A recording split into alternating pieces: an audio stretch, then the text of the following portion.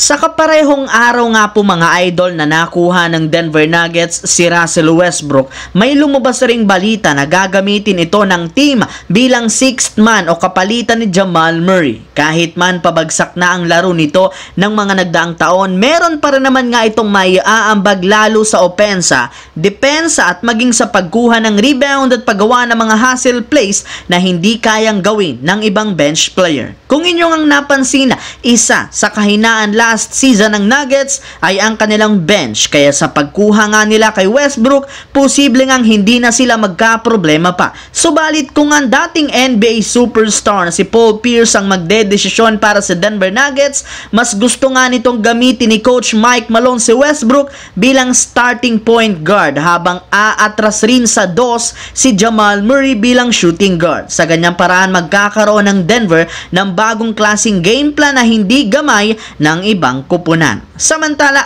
ayon rin sa naging pahayag ni Paul Pierce sa kanilang show kasama si Skip Bayless, sinabi nga nito na since napakaganda ng ipinapakitang laruan ni Dalton Keunig sa laro ng Lakers ngayong Summer League, tumaas nga po ang kanyang trade stock. Kaya pwede nga nila itong i-trade para makakuha ng third superstar next season. Sa katunayan, maaari pa nga nila itong gamitin bilang trade asset na may pang o-offer sa Utah Jazz upang makuha ang matagal nilang gusto na si Lauri Markkanen. Para nga sa mga hindi dyan nakakaalama, si Dalton Keunig nga po ang kasalukuyang league leader ng Summer League ngayon sa pag-average na ng 21 points per game, 5 rebounds, 2 assists. Kaya napakalaki ng potential nito. Hindi rin naman hihindian ng Utah Jazz ang ganitong klaseng offer since alam nga po ninyo na mas gusto ni Danny Ainge na makakuha sa trade ni Lauri Markkanen na isang batang player na mayroong potensyal na maging isang superstar. Pero kung iisipin natin ng mabuti mga idol,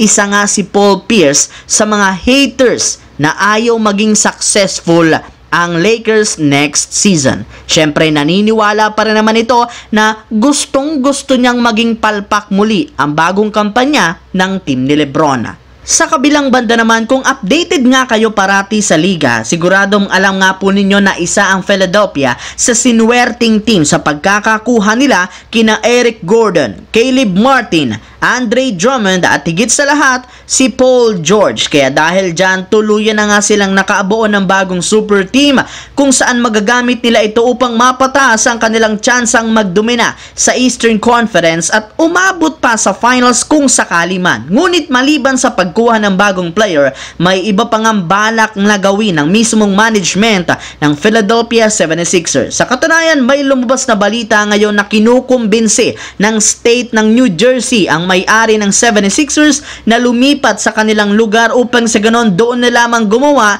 ng sariling arena. Yes mga idol, ginusto rin naman sana ng team owner ng Sixers na gumawa ng sariling bagong arena sa Center City ng Philadelphia. Ngunit parati nga itong nade-decline. Kaya nagkaroon ito ng pagkakataon ang state ng New Jersey upang makumbinsi ang 76ers na lumipat ng ibang lugar. Nakapag-usap na rin naman sila sa nakalipas na 2 araw at nag-offer ang mismong state New Jersey na papatuyaan nila ito ng bagong arena sa lugar ng Camden. Kaya ngayon, mukhang delikado nga ang Philadelphia na mawalan ng NBA team.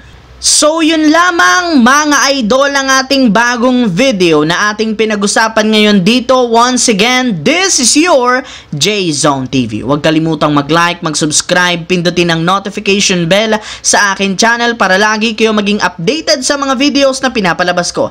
Isang malaking shoutout sa lahat mga idol. Maraming salamat po.